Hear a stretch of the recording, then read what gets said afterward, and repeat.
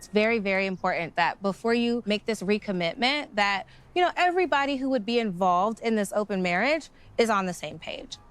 As you guys are doing, thinking about these boundaries and these guidelines, I think it's important to have a conversation with Matt. My Wet Sox, welcome back to another video. I'll tell you what, episode 16 of The Last Resort Season 2 was very uncomfortable to watch. I'd be surprised if this dog water show was renewed for another season because it's built on a bunch of lies. We made a decision to move forward with an open marriage. We've already established that Jasmine Panetta was banging Matt, the personal trainer at Planet Fitness, a long time before going on The Last Resort Season 2. Sources told the blogger that Gino kicked Jasmine out in December of year 2023 after he allegedly caught her cheating with the guy who she met at Planet Fitness in Belleville, Michigan in November of 2023.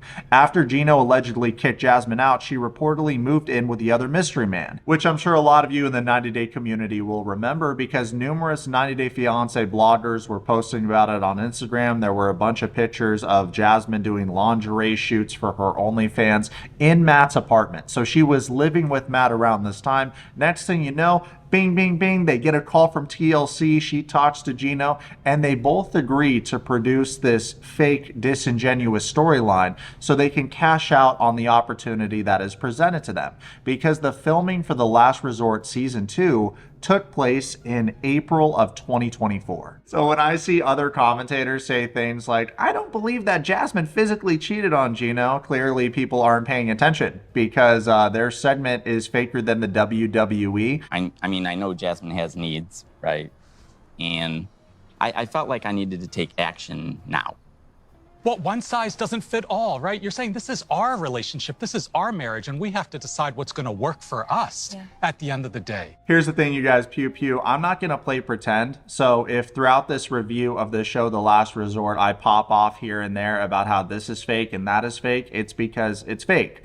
And it's one of those things where it does a disservice to the fans because a lot of people watch this show to turn off their brain and watch these interesting creatures all rag on each other and point out things that they do in each other's relationships that are wrong that they also do in their relationship. No one wants to take accountability on the show, and that's all fine and dandy. If cast members want to lie, eventually their lies will come to light and the fans will get on them. The problem is when the network helps, provides aid so that these cast members can lie more efficiently, and then there's this whole audience of people that believe the lies. It's not exactly groundbreaking news that TLC has fallen off the past couple years. In fact, there's a lot of Wet Sox that just watch my videos and don't watch the show anymore for this reason. Because there are plants that TLC hires to help these cast members lie. For example, the therapist that gave Jasmine the advice to enter an ethical, non-monogamous relationship with Matt and convince Gino that that's the way forward for their relationship. I am a person who practices ethical non-monogamy. Which, as we all know, is a term created for people that got butthurt when other people called them cheaters for cheating. Think about how embarrassing that is for a second. These immoral scum made up this term so they could feel better about themselves. I'm sorry, I can't help but laugh because first of all, you should change the name from ethical non-monogamy to consensual non-monogamy because there's nothing ethical about cheating on your partner and involving another person in your relationship because marriage is between two people. Jasmine, the worst mother ever, and this therapist that is obviously a TLC plant are trying to normalize something that should never be normalized because it's wrong. It's so brain numbing that I have to explain this, but when you get married to someone, you're supposed to go back to back with that person and build a beautiful life together. You're not supposed to involve another person in your relationship. You might as well be single at that point. What are the odds that out of all the therapists they could get for the show, they picked this sex therapist that is also in an open relationship? The Last Resort Season 2 producers designed this segment where Gino is pressured into an open marriage with Jasmine and Matt. During episode 16, Gino expresses he is in no hurry to talk to Matt because obviously it's uncomfortable to speak to the guy that your wife already cheated with. Reba over here, the self-proclaimed therapist, interjected in a snippy way saying, "But are you in a hurry to make this agreement with your wife?" No real licensed therapist would pressure a client to make a decision they aren't comfortable with. Reba has a degree in PR, and that was actually exposed by someone on Reddit. Check out this article real quick. 90 Day The Last Resort Season 2 therapist shockingly exposed as entertainer with no real qualifications in therapy. Reba Corrine Thomas, one of the therapists on 90 Day The Last Resort, is facing accusations of lacking legitimate credentials in therapy and referring to herself as an entertainer online. She is currently appearing on the show to help couples address and resolve their intimacy issues. In a recent episode of 90 Day The Last Resort Season 2, Reba held a private sex therapy session with Natalie and Josh. During the session, the couples participated in a playful activity where they tried to identify each other's pleasure points by applying chocolate syrup to their bodies. There are some suggestions that Reba's advice didn't help Natalie and Josh, and her therapy sessions appear to be ineffective.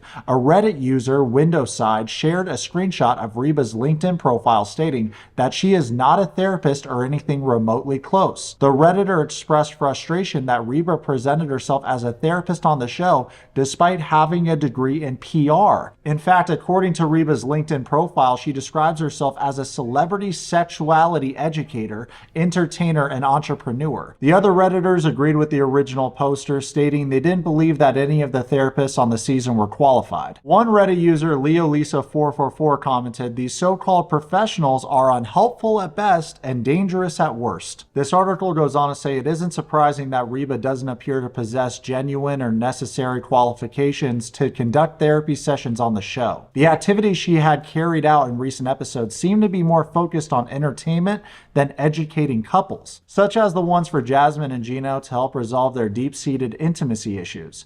The premise of the show relies on dramatic movements and heated arguments between the couples, something most licensed therapists won't want to be involved in, as it could potentially harm their careers off-screen.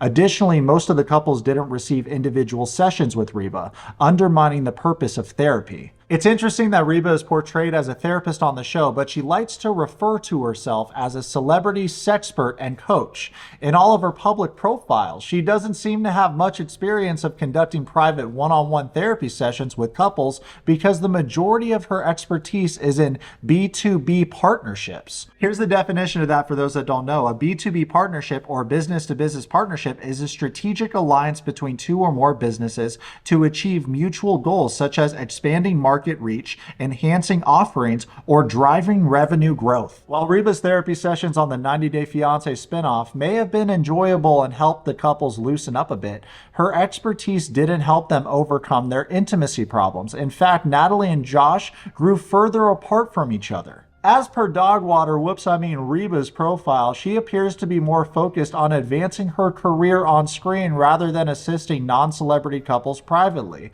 Away from the spotlight, she often promotes her TV appearances on social media and takes pride in being part of the reality TV franchise. While it would have been ideal for the couple to receive genuine therapy, it isn't surprising for an entertainer like Reba to serve as a therapist on the show. Viewers watch 90 Day The Last Resort for chaotic and dramatic storylines rather than therapeutic content, like therapy that might make them feel disconnected. As we can see, Sots, Reba is a debaucherous lifestyle activist, not a therapist, so it makes sense that she doesn't follow a code of ethics. She used this show as a platform to spread her immoral lifestyle choices, and Jasmine ate it up because it served her desires. I think it's important to have a conversation with Matt. Wow, this scene was so emotionally manipulative of someone posing as a therapist. It's insane. Hell, even Rob and Sophie saw through it, and they are fellow reality TV robots. She just wants Matt. She wants Matt. That's it. It's not an open relationship. It's none of that. She don't want a threesome because that means Gino's involved. She wants to have an open relationship so that she can be with Matt. Gino's just casually going along with this open marriage idea because he wants to make his wife happy and get his little TLC check. It reminds me of another rat that sold out for money. Now, the good news is that Entertainment Tonight posted an exclusive clip from the next episode. I think it will be interesting for us to review knowing what we know about this segment. It's very important for me, like, I have my husband's approval of the person that is going to be part of this open marriage, which is you. And Gino's here and he can hear you. So I'm going to be here. Just Gino has some questions for you. Oh, what a weird scene this already is. Gino's about to win Cuck Simp of the Year for sure. It's crazy to watch Gino interview the dude that his wife cheated on him with. Hi, Matt. Hey, Gino. How are you? Good. How are you? Good. So, do you like the weather? It's so awkward. But after a long pause, Gino asked Matt how him and Jasmine first met. At the gym.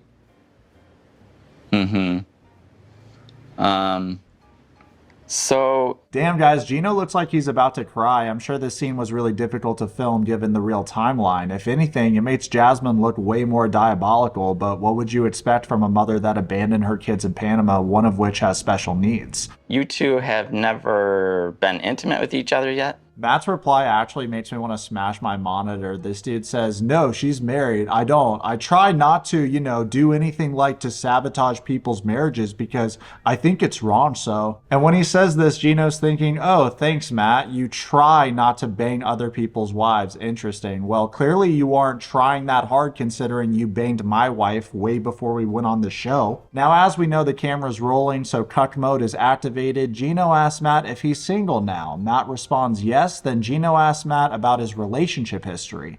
Matt said that he's had a lot of relationships but has never been married. Okay, so something funny happens next. Gino then explains to Matt as he picks wax out of his ear that one of his and Jasmine's guidelines is safe sex, meaning he is asking Matt to rub her up when he bangs his wife. Gino couldn't have looked like more of a dork asking this if he tried. Given Matt's chuckle, I'm assuming that he's been raw dogging Jasmine this entire time. It's quite nefarious knowing what we know and watching this scene. This whole conversation is embarrassing, and their entire segment has just become Jasmine getting her cake and eating it too. You'll wear a condom if you have sex with Jasmine. Yeah, yep, of course. Okay. A condom doesn't make it better. Either way, Gino, another man is inside of your wife, which is cheating. Sex is not just physical exercise. It's something sacred you should only share with the person you're in a relationship with. These two scumbags should have broken up a long time ago, and I get this segment is fake, but hopefully this doesn't convince other people that this is an option on the table. This is honestly a miracle. You're in a relationship and it reaches this point where you're interviewing your replacement, yeah, you should break up with that person. You're better off single. Everyone deserves Anakin Skywalker level devotion. This other shit is made up. In episode 16, Jasmine promised Gino she wouldn't develop feelings for Matt, but she's already had feelings for Matt. What the hell? Obviously, with the tapes and the timeline, if she wants to have sex with this dude so bad, she already has feelings for Matt. What a ridiculous segment this is. Gino's already agreed to the open relationship in episode 16, so he's made his bed. Regardless of the reasoning, the minute he caved on that, I'm assuming he lost what little respect for him anyone had left, if there was any. I wish this network showed us the truth instead of heavily scripted dog shit with fake therapists. But anyways, wet socks. I hope you enjoyed today's video. Comment below, subscribe. Love you, man. Love you, man.